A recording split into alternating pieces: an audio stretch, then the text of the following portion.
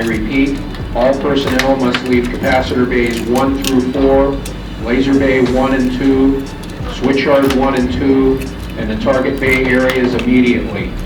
Main laser operation will begin in approximately 1 minute. Sequence running T-minus 30.